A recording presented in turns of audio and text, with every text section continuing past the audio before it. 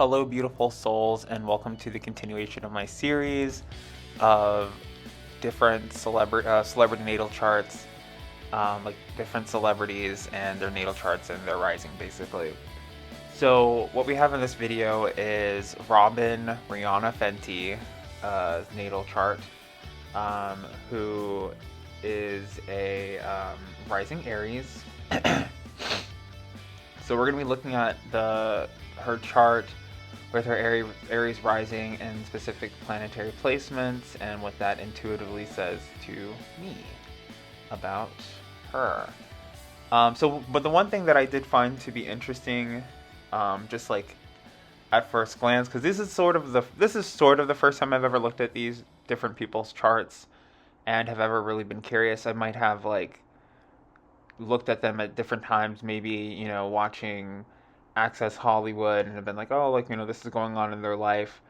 What does that mean? And how does that relate to them astrologically, perhaps? But never committed anything to memory per se. But what I'm seeing here with her rising Aries that is so interesting, as a continuation of the celebrity natal chart series, is that she also has Jupiter in her first house.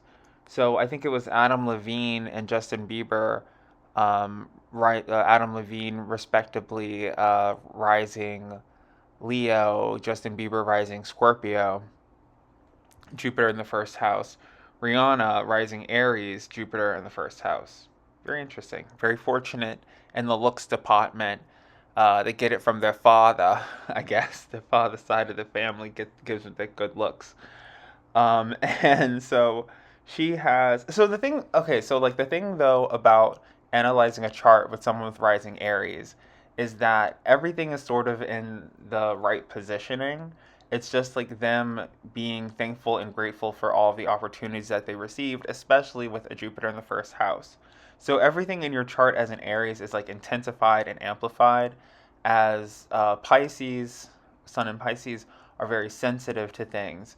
And sensitive doesn't always mean like, just because a Pisces hears violin music, they'll start crying. Most likely they will. But what it actually means is that, they're sensitive to pollen, they're sensitive to light, they're sensitive to music, they're sensitive to sound. Not only emotionally, but physically. Like, they might have allergies or, things like that, skin irritation. Uh, and so that's that. And their second house of Taurus, so it means like, yeah, she's gonna be really good at making money. Um, what will her cash cow, or what will stabilize her finances, or what her priority should be financially, are having a lot of connections or sisters that are good money managers.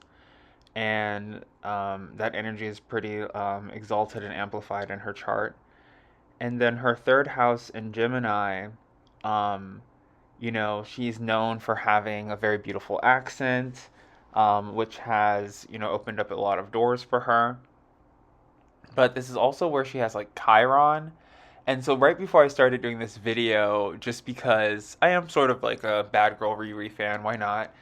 Um, I remember like Oprah was doing an interview with her, and she she kept making fun of her accent. And I was like, "Can you just like leave her alone and let her talk? Like, Jesus Christ, like you would literally never do this to anybody else, you know?" But maybe that's something that she struggles with because it's like Chiron and Gemini.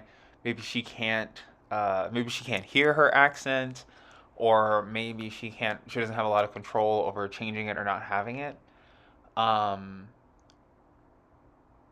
or as a Pisces, maybe she has too much control. Maybe it's fake. You never know. Um, but it's like Chiron, so maybe she has a talent for correcting other people's accents or making them speak better, but she can't really do it in herself, or some type of struggle like that. Dealing with Chiron, speech impediment. Maybe a lisp or something. Dealing with Chiron. Dealing with Chiron and things, whatever. We're moving on. I'm embarrassed now. Okay. So then her fourth house of Cancer, a really great connection with her mother. There's not really seems to be a lot of like conflict or things there, but there does seem to be some kind of like emptiness, or some sense of a void there as well.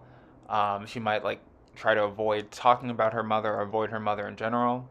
But there's like a lot of like strong connection and love there. Fifth house in Leo. So fifth house in Leo, Jupiter in the first house.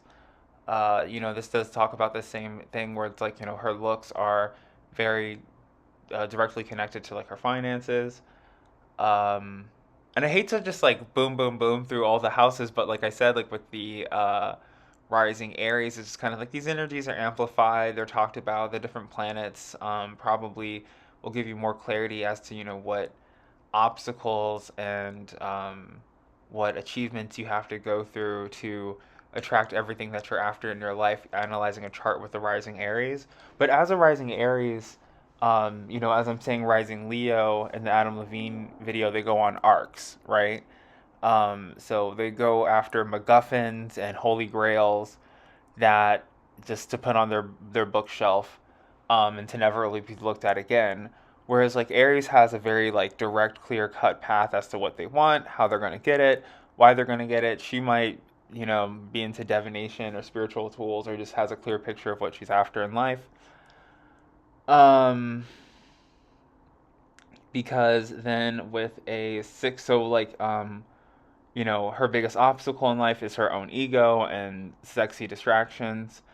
Uh, and then how she overcomes that is with her sixth house in Virgo, which is, what's funny too, is that I was gonna try to make this video as quick and fast as possible, and she has a rising Aries, and I was like, okay, well, we've got boom, boom, boom, boom. And I'm like, I'm sorry to go through so quickly. It's just very redundant a little bit, or like, repeats itself. And so the sixth house in Virgo, so the way that she heals herself is like through her work. And it's almost like this like healing cycle. Like her work heals her. She's healed by her work. Her work takes care of her financially. Um, and what she attracts is like a lot of relationships and attention, has a lot of secret admirers, and a lot of people that think that she is attractive. And in her eighth house, so this is like super layered. Her eighth house in Scorpio. I think I don't know. There's like I am not one to ignore signs. I definitely feel like she has like some allergies or some like irritation that comes from uh like I don't she gets like a psychic itch or something like they're like her tell or the way that she receives intuition is through like body response and like irritation. Um, and yeah, so she has this eighth house in Scorpio with also Pluto in her eighth house. So she's a very psychic, very intuitive. So as an Aries might just be like hot headed and headstrong. It might just be like dead wrong. She is usually like dead right, like very assured. No, I don't want that. I'll have this. Very much the opposite of a Libra, which is rising Aries, because she knows exactly what she wants all the time. And she, like I said, like clear cut goals, like bucket list, like things she wants to do, things that she doesn't want to do. Yes, let's go here. I don't want to go there. I never want to go there. Let me do my cards on it. Type of let me do my cards on it. Let me like meditate on it. Search my soul. Um, Eight, nine. So her ninth house of like philosophy, like I said. Um, so sometimes I guess in stagnation, her limitation is that this direct attitude that she has, she might feel like she has missed out on opportunities, but then in other times of faith and connection to her intuition, she knows that she was right to deny certain opportunities or to be advantageous to take certain opportunities. With the Sagittarius here, with also like Mars and Saturn and Sagittarius. So it's like there's things of like lightning strikes of like intuition. Um, and it's like she like has a very like competitive edge when it comes to intelligence. So and she's like very smart and very quick too. And it's really funny because right before I like as I was just like literally the 5 seconds of preparation I've been doing for these videos of typing their name in and changing the font face of the title cards, I was like, oh yeah, I remember this one time I posted something on Facebook about Rihanna being a Pisces, and some like random lady was going on and on about how she's an Aquarius, and I was like, she's very famously a Pisces, and I I I looked up her chart and she's like it's like 0 degrees Pisces, so she's like very barely a Pisces, but it was very clear. And this woman was like, "Oh, I didn't know," yada yada yada. And I was like, "Well, you seemed very sure when you were correcting me of her astrological sign, um, but I mean, just to know astrology and having an understanding, like if someone were to tell you, like, oh no, you're actually not a Pisces, there's 13 signs, you're actually an Aries or you're an Aquarius, should be very understandable, like giving understanding of like people's charts and everything. But she sort of has that nature as well as being like very quick and smart and quick with like a comeback and very witty and intelligent. And very direct and very just like I said, very aggressive, but like Aries, Martian. Okay, and then and it's sort of like her philosophy on life is to be like, I'll get you first. And then her 10th house, so 10th house in Capricorn, like really good at business, looks really good in a suit, things like that. But also, we have Neptune here in her 10th house of Capricorn, which talks about like illusions and deception, but also talks about like television and movies. And she's done some TV. She's done some. I don't know if she's done TV, but she's definitely done some movies. So it's really good for her career, and probably will have like a longer career in that as well. And then with 11th house in Aquarius, she's like really good at making friends. So a lot of like the isolation and lonely feelings that I've been seeing in a lot of other people's charts, as Sun Pisces in whichever respective risings that they have, she doesn't seem to really have that in her chart so much. Like looking at Flavor Flav's chart and Adam Levine's chart, it was like, oh, they struggle with like making friends and keeping friends and friends betraying them and people using them. And then with her, it's just like everybody loves her because of her accent, but maybe she doesn't really like it so much, and it's sort of like an obstacle for her. And because she also has a Mercury in her 11th house of Aquarius. So it's like people like talking to her. She likes to talk to people. It's like very not Pisces. It is very like Aquarius. And then here and then here it is, her sun in 0 degrees of Pisces, where it's like most Pisces people are like miserable people who like enjoy miserable things. Um, even like being like a sad crooner or singing love songs about having a broken heart. But it's like her sun is like 0 degrees in Pisces. It's barely in Pisces. She is like kind of more of an Aquarius or a light-hearted, carefree person that enjoys the company of other people and doesn't want to like sit alone and live in a lighthouse. But with her North Node being in her 12th house of Pisces, that just might be like her destiny, or where she ends up in sort of like some type of like isolation, and perhaps maybe it's from her fame or attention or acclaim that she winds up,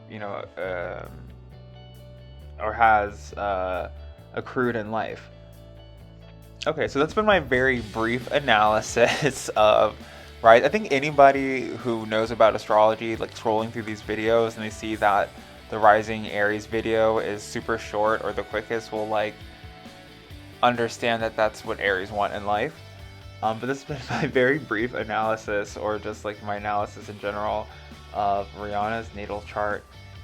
If you want a natal chart reading of your own, you can book on my website. tarobae.square, or was it tarobae.square.site, which I probably will have links somewhere eventually, properly, hopefully somewhere. And like, share, subscribe, and I'll see you in my next video. Bye.